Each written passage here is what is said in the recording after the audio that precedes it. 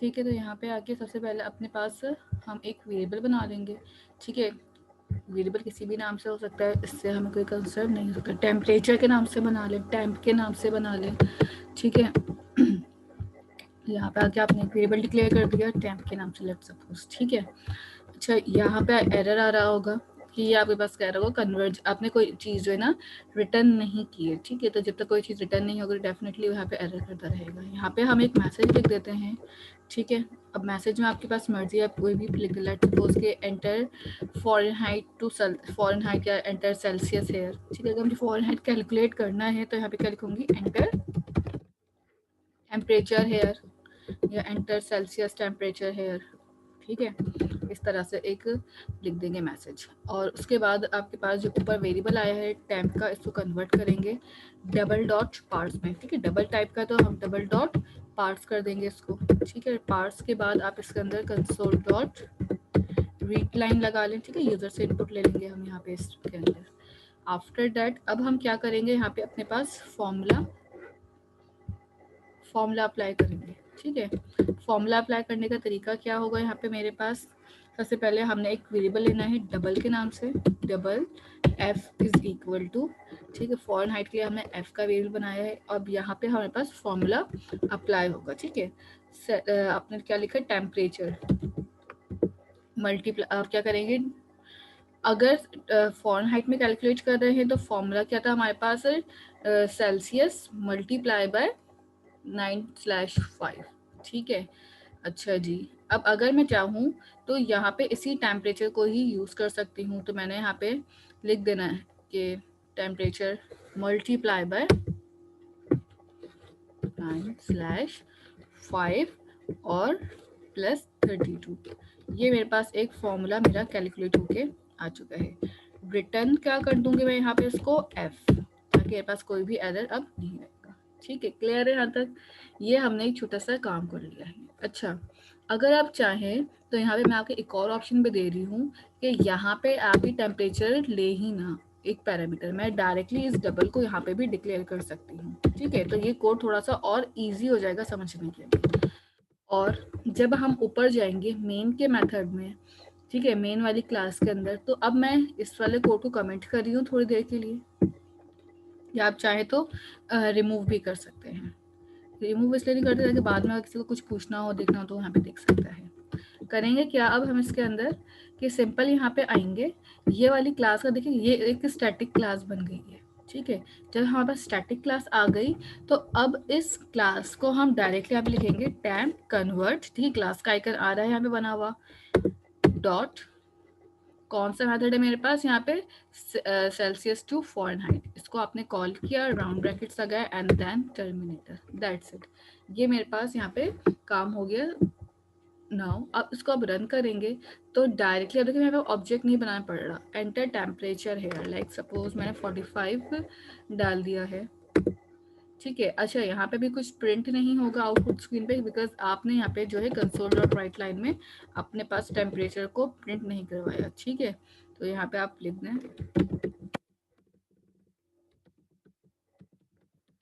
Temperature is, और यहाँ पे आके एफ लगा दिया आपने। एंड नाउ अगेन रन करते हैं, 45 डिग्री डाल दिया तो यहाँ पास क्या आ गया, टेम्परेचर इज 113। जब हम इसको फॉरेनहाइट में कन्वर्ट करेंगे तो आपके पास 113 आंसर आ रहा होगा। ठीक है, अच्छा जी, ठीक है। अगर लेट सपोज यही टेम्परेचर अब मुझे जो है फॉरेनहाइट टू सेल्सियस करना है। ठीक है, फॉरेनहाइट टू सेल्सियस करेंगे तो फिर क्या डिफरेंस आएगा, आप चाहें तो इसी को ही कॉपी कर सकते हैं यहाँ पे सेम, और इसको हम चेंज कर देंगे यहाँ पे कि फॉरेनहाइट टू सेल्सियस। ठीक है, इस तरह से हमने इसको मेथड का नाम पहले तो चेंज कर दिया। ठीक है, सेम काम है दोनों में, सिर्फ फॉर्मूला चेंज होगा। और यहाँ पे आके हमारे पास जो फॉर्मूला लगा हुआ था, अब मैं यहाँ पे सी कर दूंगी इसको, और यहाँ पे आके टेम्परेचर जो है माइनस होगा 32 से और मल्टीप्लाई हो रहा होगा 5/9 से। ठीक है, एंड दैट्स इट। यहाँ पे आप सी कर दें और रिटर्न भी मेरे पास सी हो जाएगा। ठीक है, तो ये एक मेरे पास पूरा सिनेरियो बन जाता है कि दोनों चीज़ें कैलकुलेट हो रही होंगी। ठीक है, ऊपर जाके मैं आपके पास इस मेथड को भी कॉल कर लेती हूँ। ये वाला मेथड मैं कमेंट कर रही हूँ। ठीक है, बल्कि एक काम कर दोनों के साथ ही चला देते हैं। Temperature convert dot Fahrenheit to Celsius, ये मेरे पास मेथड का नाम किया। ठीक है, अगेन हम रन करते हैं। एंटर टेम्परेचर है 45 टेम्परेचर डाला तो सेल्सियस में इस तरह से आ रहा था। लेट सपोज मैं 113 डालूंगी, टेम्परेचर क्या आ गया मेरे पास 45, यानी कि वाइस वर्सा चल रहा है कि अगर 45 आपके पास इसमें जा रहा है तो आपके पास 113 आएगा। ठीक है, इट मीन्स कि अगर मेरे पास सेल्सियस टू फ़ारेनहाइट में कन्वर्ट 45 सेल्सियस जो है इक्वलेंट होता है 113 फ़ारेनहाइट सेल्सियस, सॉरी उल्टा बोल दिया मैंने, फ़ारेनहाइट बाद में आएगा और सेल्सियस पहले आएगा। ठीक है, सेल्सियस पहले आने का मतलब क्या है कि आपके पास क्या हुआ है मुनीब को,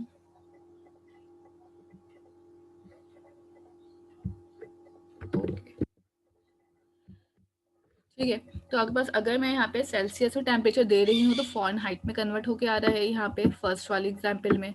ठीक है, और अगर सेकंड वाली एग्जांपल में हम यहाँ पे उसको फ़ारेनहाइट दे रहे हैं एंड देन वो सेल्सियस में कन्वर्ट कर रहा है। ज़रूरी नहीं आप हमेशा सेम वैल्यू पास करें, दोनों में हम चेंज भी कर सकते हैं। ठीक है, लेट सपोज कि मैंने यहाँ पे 30 कर दिया, नीचे में दूसरा टेम्परेचर पास करी 67। ठीक है, तो यहाँ पे इस टाइप के आपके पास डिफरेंट वैल्यूज कैलकुलेट होके आ रही होंगी। ठीक है, CMD शो नहीं हो रहा, जस्ट अ मिनट, अब हो रहा है अनुमान। ठीक है, तो यहाँ पे आपके पास दोनों टेम्परेचर शो हो जाएंगे कि आपने फ़ारेनहाइट देना है तो किस तरह से आउटपुट आएगा, अगर मैं सेल्सियस दे रही होंगी तो मेरे पास किस तरह से आउटपुट आ रहा होगा। ये दोनों चीज़ों के फॉर्मूले में खाली डिफरेंस है, बाकी सारा कोड आपका सेम ही है। ठीक है, इसको परफॉर्म कर लें एंड देन फिर मैं देख लेती हूँ किन किन स्टूडेंट्स का हो गया और फिर आप नेक्स्ट एग्जाम्पल की तरफ चलेंगे अपनी। आपके पास 5 मिनट्स है अभी, आप इस एग्जाम्पल को परफॉर्म कर लें।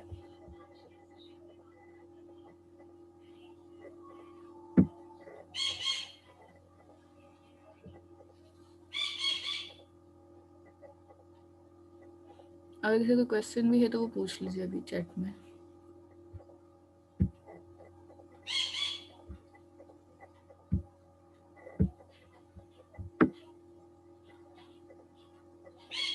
मेरा ये वाला कोड चाहिए, पहले वाला आपको चाहिए कोड?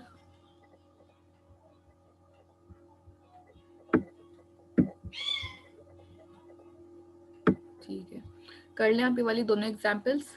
ठीक है, उसके बाद फिर हम आपके पास नेक्स्ट पे चलेंगे।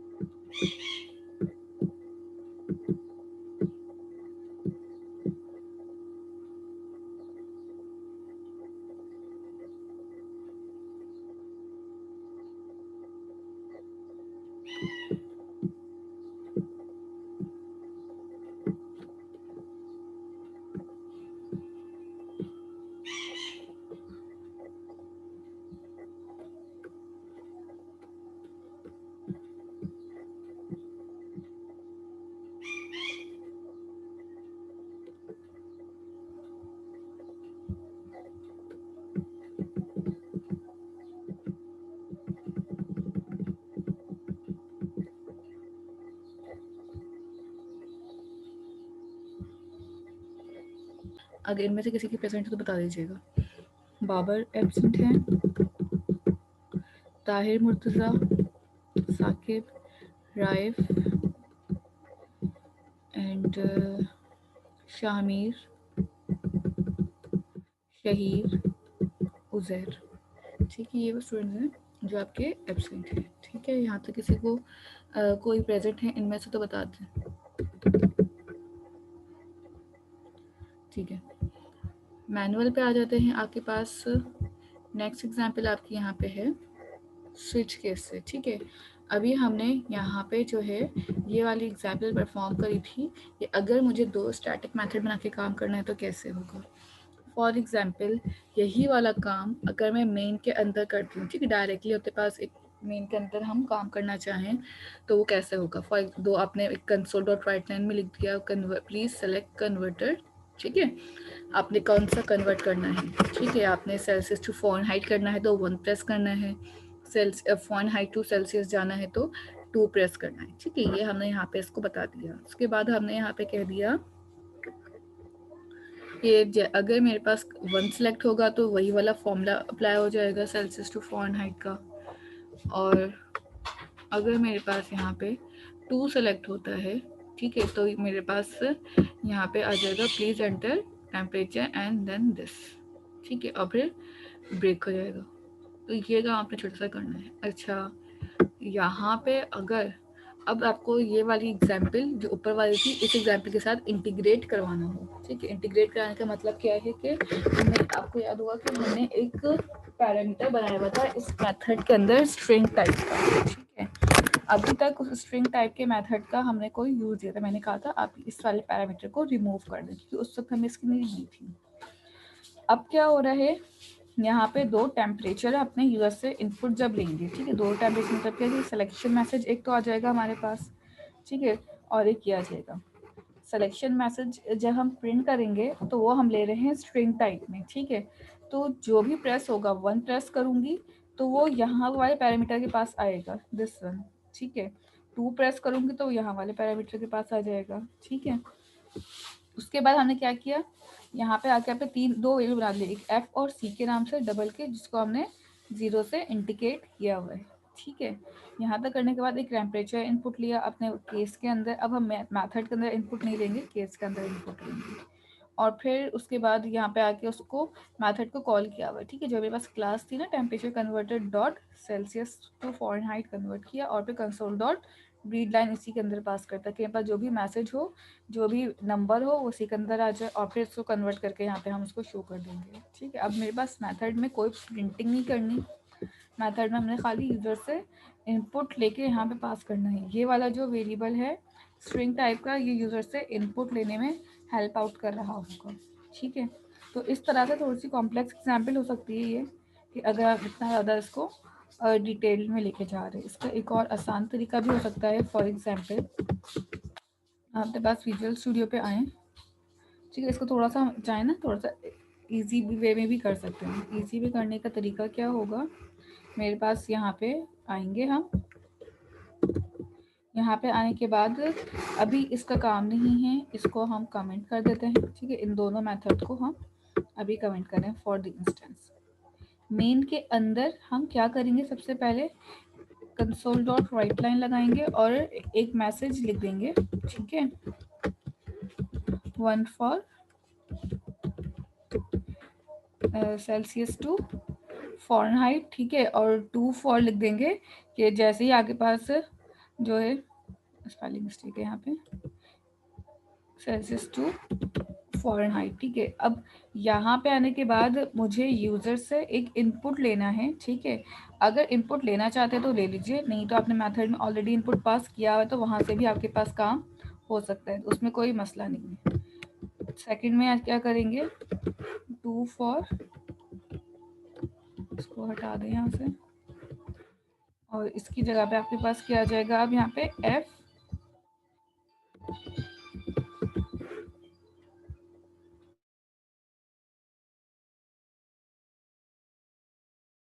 एक मिनट होल्ड करिएगा।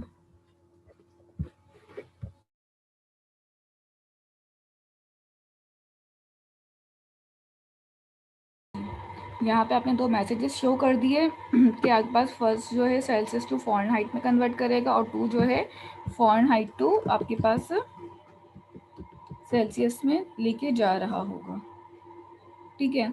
अब यहाँ तक करने के बाद अब हमें क्या करना है, एक और इनपुट लेना होगा, ठीक है, जिसके अंदर हमें पता चलेगा कि आपके पास जो टेम्परेचर जो इनपुट है, लाइक वो 1 प्रेस कर रहा है या 2 प्रेस कर रहा है, ठीक है, तो वो हम स्ट्रिंग टाइप का एक वेरिएबल बना लेंगे यहाँ पे। अच्छा, यहाँ पे ना 1 और 2 प्रेस करने के लिए आपने यहाँ से पहले एक वेरिएबल लेना है स्ट्रिंग टाइप का, ठीक है, ऑप्शन के नाम से हमने बना लिया OPT, ठीक है। और यहाँ पे आके आपने सिंपल क्या लिख देना है, कंसोल डॉट रीड लाइन और दैट्स इट, ठीक है। यहाँ पे आपके पास 1 या 2 प्रेस हो जाएगा। इधर ही हम यहाँ पे एक स्विच केस लगा लेंगे, ठीक है। यहाँ पे आपने आप एक मैसेज पास कर दिया OPT वाला, जो आपके पास वेरिएबल है, और केसेस बनाना स्टार्ट करने की। स्ट्रिंग टाइप का है तो यहाँ पे केस जो है डबल कोटेशन में लिखिएगा 1, और इसी तरह यहाँ पे आपने सिंपल अपना सिर्फ और सिर्फ मेथड कॉल करना होगा यहाँ पे आके। अब मुझे यहाँ पे कोई काम नहीं करना, I just need to call my method, ठीक है। कौन सा मेथड मेरा कॉल होगा यहाँ पे, जो मैंने ऊपर से कॉल किया हुआ था, कमेंट कर दिया है, 1 मिनट, दिस वन। ये आप डायरेक्टली उठाएं यहाँ से और यहाँ पे लाके आप कॉल कर दें, दैट्स इट। कुछ भी नहीं करना है इसके अलावा। यहाँ पे वो आपको क्या कह रहा है कि आपने ब्रेक का कीवर्ड यूज़ नहीं किया हुआ, तो यहाँ पे ब्रेक का कीवर्ड लगाएं। ये मेरा केस 1 रेडी हो गया, ठीक है। यहाँ पे काम जो है थोड़ा हमने डायरेक्ट और शॉर्ट कर दिया है। यहाँ पे केस 2 आ जाएगा और यहाँ पे क्या हो जाएगा, Fahrenheit to Celsius, and that's it. Default statement पे आप कुछ भी लिख सकते हैं, invalid, option selected and this type of things, ठीक है।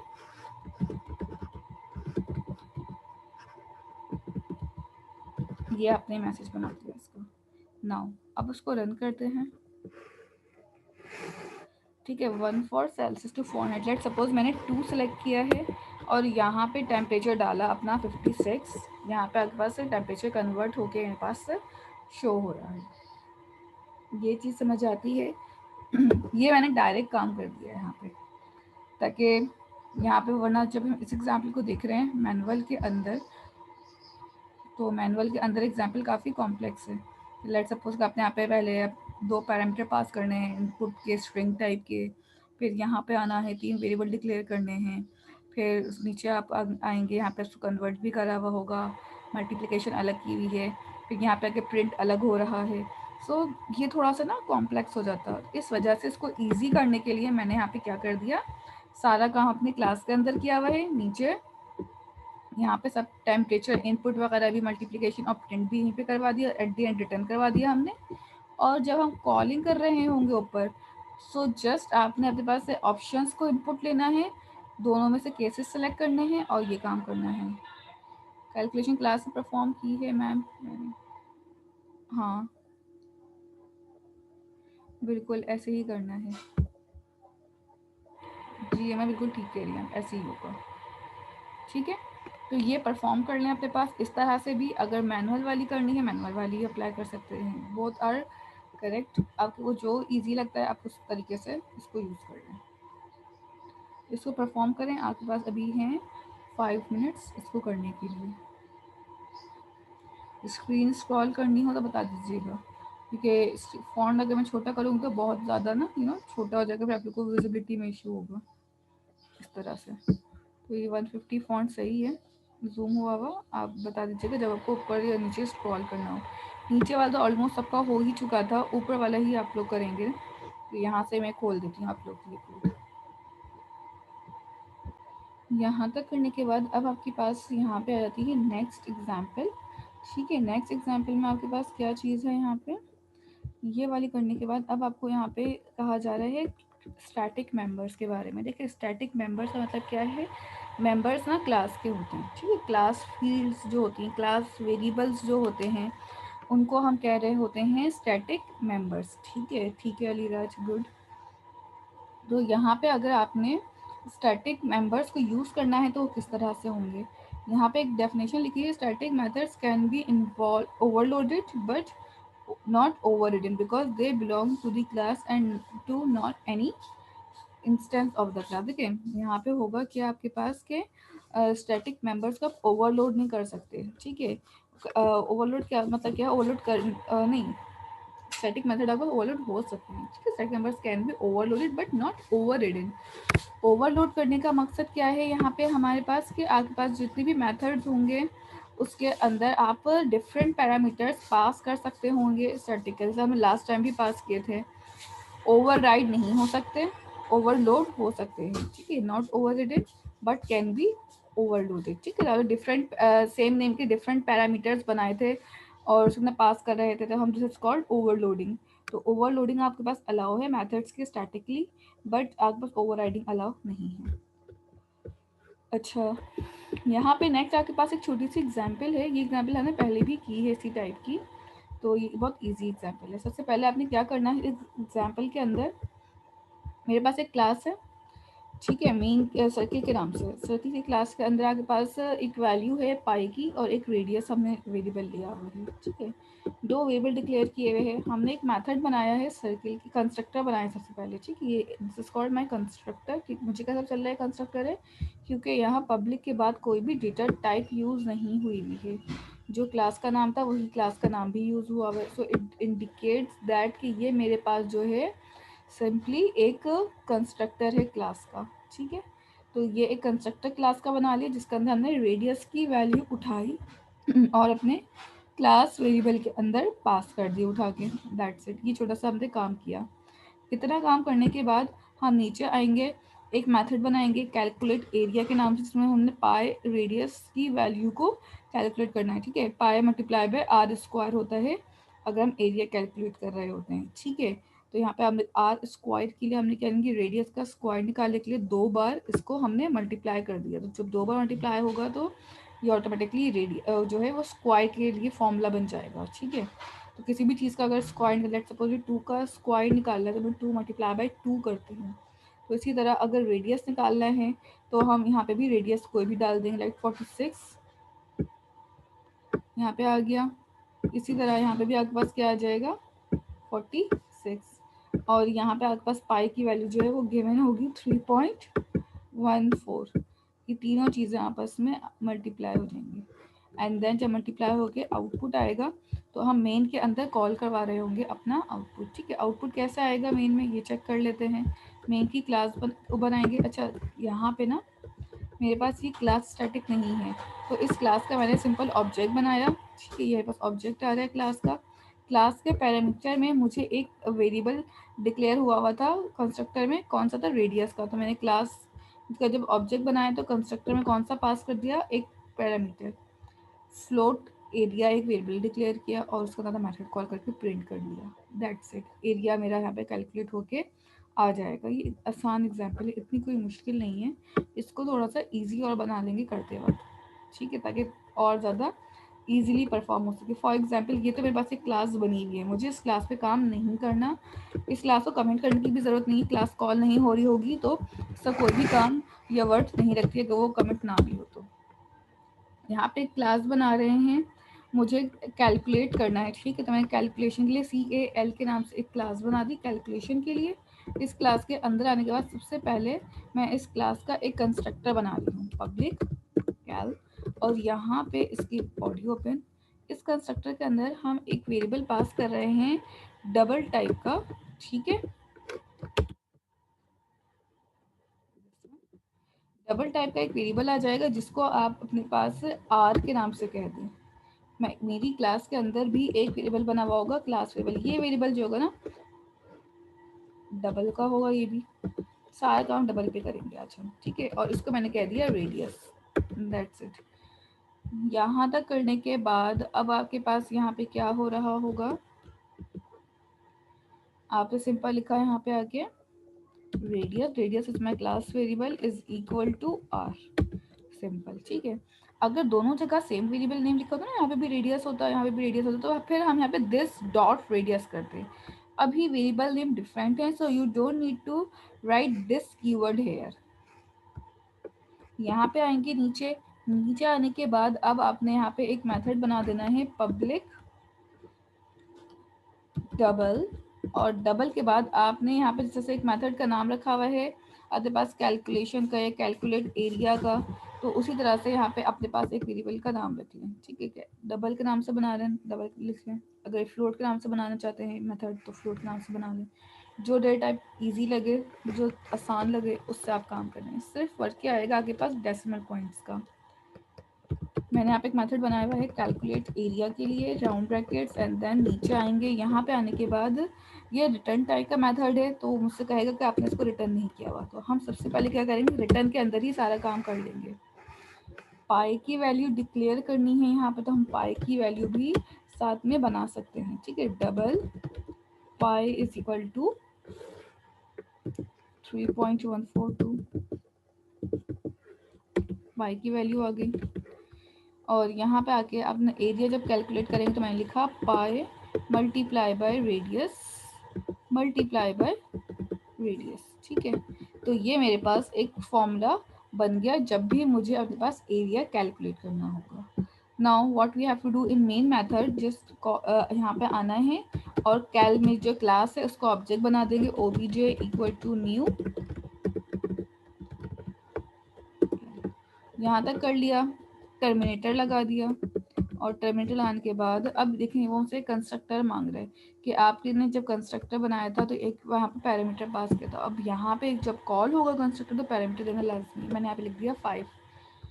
अब कंसोल डॉट राइट लाइन में आएंगे और कंसोल डॉट राइट लाइन पे आने के बाद सिंपल मैंने डायरेक्टली उसको कहा ओबीजे डॉट अपना कैलकुलेट एरिया वाला मेथड, दैट्स इट, ठीक है। तो यहाँ पे आपके पास ना जो भी वैल्यू कैलकुलेट होके आ रही होगी मेन से रिटर्न वो प्रिंट हो जाएगी, the area is and this. Now अब रन करते हैं। मैंने एरिया की वैल्यू 5 पास की हुई थी, रेडियस 5 पास किया था, तो एरिया कैलकुलेट होकर आ गया मेरे पास 78.55, ठीक है। इन केस अगर हम यहाँ पे एरिया चेंज कर देते हैं, लेट सपोज एरिया मेरे पास 5 की जगह 25 है, तो एरिया क्या होगा कैलकुलेशन में बढ़ जाएगा। रेडियस जितना देते जाएंगे उतना ज़्यादा एरिया आपका बढ़ता जाएगा, ठीक है। फॉर्मूला क्या है हमारे पास यहाँ पे कैलकुलेट करने का, सिंपल आप यहाँ पे आएंगे नीचे, ठीक है। यहाँ पे सिंपल आना है, एक मैथ अपने पास सबसे पहले क्लास बनानी है, क्लास स्टैटिक नहीं थी मेरी, ठीक है। और उस क्लास के अंदर 2 वेरिएबल बनाने हैं, ठीक है। एक आपके पास पाई का और एक आपने रेडियस का बना लिया है। ये वाला जो वेरिएबल है this is called class member, ठीक है। ये मेरी क्लास का क्या होगा, क्लास मेंबर कहलाता है। ये भी क्लास मेंबर कहलाएगा। जो वेरिएबल क्लास के अंदर मेथड से ऊपर कंस्ट्रक्टर से ऊपर डिक्लेयर हो वो आपके क्लास मेंबर कहलाते हैं, ठीक है। ये आपके पास क्लास मेंबर का कॉन्सेप्ट आ गया। ये आपके पास आपने बनाया कंस्ट्रक्टर और ये आपने